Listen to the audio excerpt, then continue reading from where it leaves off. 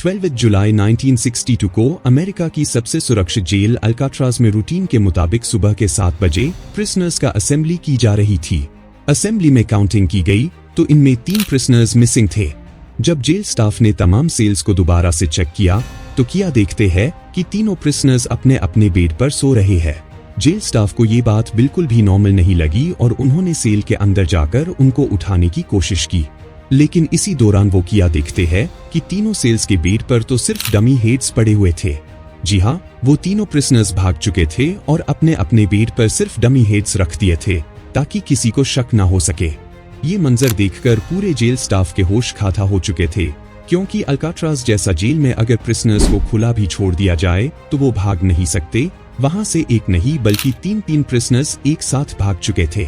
इस jail escape ने न सिर्फ वहां की सुरक्षा व्यवस्था पर सवाल खड़े कर दिए थे, बल्कि FBI और US की 3 टॉप एजेंसियों को भी परेशान करके रख दिए थे। लेकिन आखिर ये तीनों प्रिजनर्स कहां से और कैसे भागे? क्या ये तीनों प्रिजनर्स को पकड़ लिया गया या फिर ये केस आज भी एक मिस्ट्री बना हुआ है? तो चलिए आज की इस वीडियो में जानते हैं। दरअसल अल्काट्राज नाम से फेमस ये जेल अमेरिका की सैन फ्रांसिस्को शहर से लगभग 4 किलोमीटर दूर पैसिफिक ओशन में मौजूद एक छोटा सा आइलैंड पर बना हुआ है। ये आइलैंड है तो सिर्फ 22 एकड़ में फैला हुआ, लेकिन यहाँ दुनिया के सबसे खतरनाक मुजरिमों को रखा जाता था। अल्काट्राज आइलैंड समुद्र के बीच एक बड़े पत्थर पर बना हुआ है और इसीलिए इसे द रॉक भी कहा जाता है। एक तो ये आइलैंड चारों ओर समुद्रों से घिरा हुआ है, दूसरी तरफ इसकी सुरक्षा के लिए 15 फुट ऊंची फेंस भी बनाई गई थी। इसके अलावा अल्काट्राज में जेल गार्ड्स की 24 घंटे निगरानी के साथ साथ तेज हवाई और ऊंची लहरें इस आइलैंड को हमेशा घेरी रखती है। वैसे तो इस जेल को साल 1910 में ही बनाया गया था, लेकिन उस वक्त इस जेल का इस्तेमाल सिर्फ US आर्मी करती थी। मगर फिर जब US आर्मी ने इस जेल को छोड़ा था तो 1934 में इसे एक फेडरल प्रिजन डिक्लेयर कर दिया गया, जहां सुरक्षा का स्तर इतना कड़ा था कि एक बार यहां कोई कैदी पहुंच गया तो उसके लिए वहां से भागना नामुमकिन माना जाता था। और तब से लेकर 1962 तक इसे दुनिया का सबसे सुरक्षित जेल माना जाता था, क्योंकि इस जेल को सुरक्षा के मामले में ऐसा किला बना दिया गया था जिससे बाहर निकलना असंभव माना जाता था। लेकिन अल्काट्राज जेल से लोगों का भरोसा तो तब टूटा जब 12 जुलाई 1962 को एक नहीं बल्कि 3 प्रिजनर्स एक साथ इस जेल से सिक्योरिटी को बड़ी चालाकी से धोखा देकर फरार हो गए। इन तीनों प्रिजनर्स के नाम थे जॉन विलियम एंगलिन, क्लैरेंस एंगलिन और फ्रैंक मॉरिस। जॉन और क्लैरेंस आपस में भाई थे जिनको एक बैंक रॉबरी के केस में यहाँ कैद किया गया था, जबकि फ्रैंक मॉरिस एक शातिर अपराधी था जो कम उम्र से ही जेल का शक्ल देखता आ रहा था। उसको भी अल्काट्राज में बैंक रॉबरी की वजह से रखा गया था। इसके अलावा उनके साथ एक चौथा प्रिजनर्स भी था जिसका नाम था एलन वेस्ट, जो किसी वजह से खुद भाग नहीं पाया था, जबकि इस जेल से भागने का सारा आइडिया उसी का ही था। एलन वेस्ट जो पहले भी कोई बार दूसरे जेल से भागने की कोशिश कर चुका था, इसी वजह से इसको मैक्सिमम सिक्योरिटी के लिए अल्काट्राज में रखा गया था। एलन वेस्ट को इस जेल का कंपाउंड के बारे में दूसरों से ज्यादा मालूम था, क्योंकि उसको इस जेल में रहते हुए काफी वक्त बीत चुका था। अल्काट्राज से भागने का आइडिया सबसे पहले 1960s में उसी ने ही अपने साथियों को बताया था। एलन वेस्ट जो अक्सर जेल की मेंटेनेंस के लिए ब्लॉक बी में जाता था, वहां उसने एक लूपहोल ढूंढ निकाला था जहां से भागना उनके लिए शायद किसी हद तक मुमकिन था। अब मसला ये था कि इन चारों के सेल्स ब्लॉक बी में नहीं था और इस प्लान को अंजाम देने के लिए उनको ब्लॉक बी में शिफ्ट होना बहुत जरूरी था। अब ये चारों लंच ब्रेक वगैरह में मिलते और कोशिश करते रहते कि किसी तरह उनको ब्लॉक बी में शिफ्ट कर दिया जाए, क्योंकि ब्लॉक बी ही ऐसा जगह था जिसके ऊपर की वेंटिलेशन शाफ्ट कंक्रीट से शील्ड नहीं था। यानी अगर कोई भागने का चांस था तो वो केवल ब्लॉक बी में ही रहकर हो सकता था। इसीलिए बहुत चालाकी से काम लेते हुए उन्होंने किसी तरह जेलर को मना लिया और चारों कैदी ब्लॉक बी में एक दूसरे के बराबर वाली सेल्स में शिफ्ट हो गए।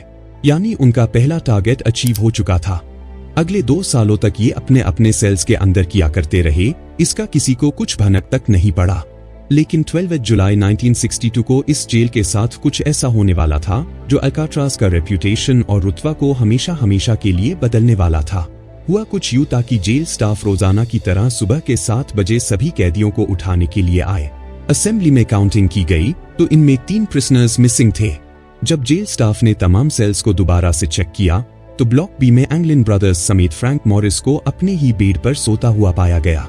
जेल स्टाफ को ये बात बिल्कुल भी नॉर्मल नहीं लगी और उन्होंने सेल्स के अंदर जाकर उन्हें उठाने की कोशिश की।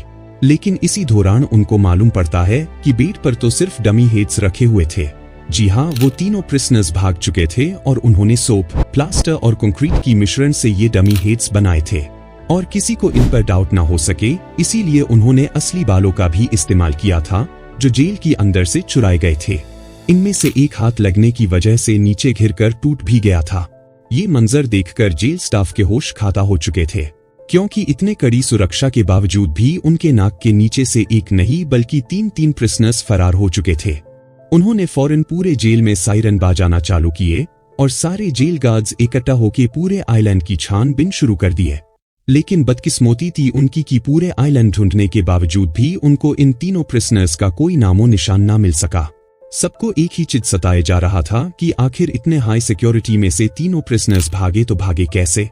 याद रहे कि एलन वेस्ट जो उनका चौथा साथी था, वो अभी भी जेल के अंदर मौजूद था, जो किसी वजह से अपने सेल से बाहर निकालने में नाकामयाब रहा था, जबकि इस जेल से भागने का सारा प्लान उसी का ही था।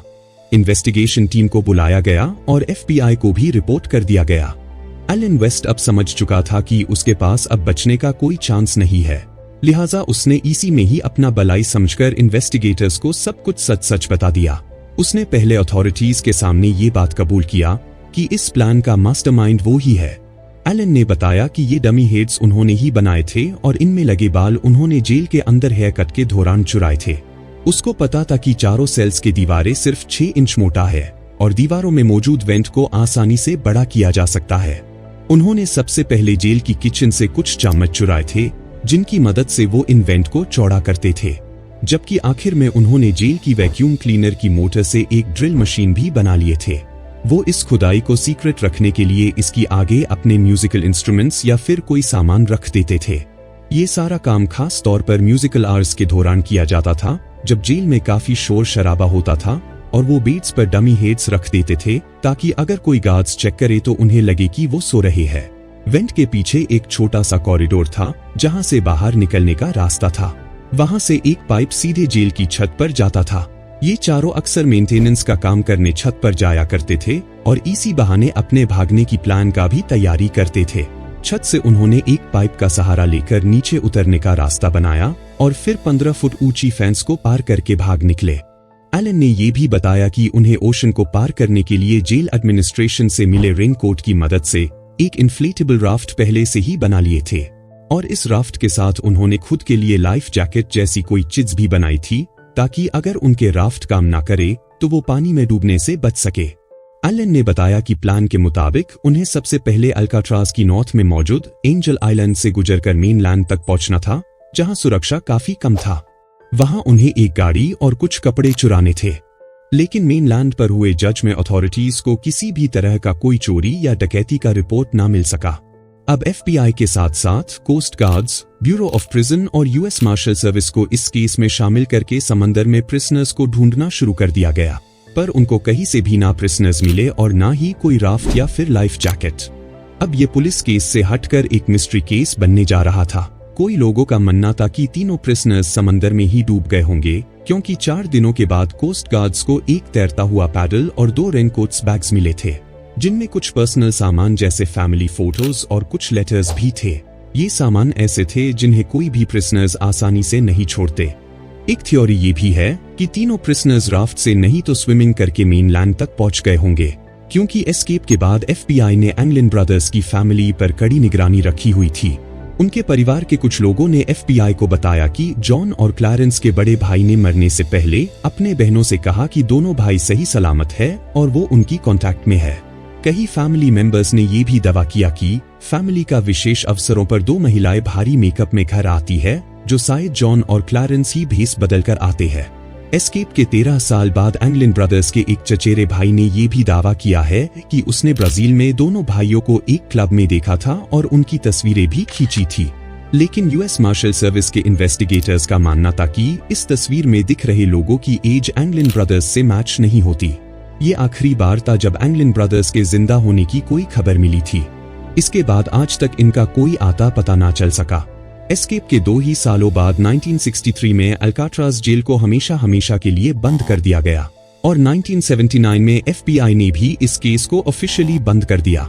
लेकिन आज तक यूएस मार्शल सर्विस के पास ये केस खुला है और ये तब तक खुला रहेगा जब तक प्रिजनर्स पकड़ा नहीं जाते, उनकी डेड बॉडी नहीं मिलती या फिर उनका एज 99 नहीं हो जाता।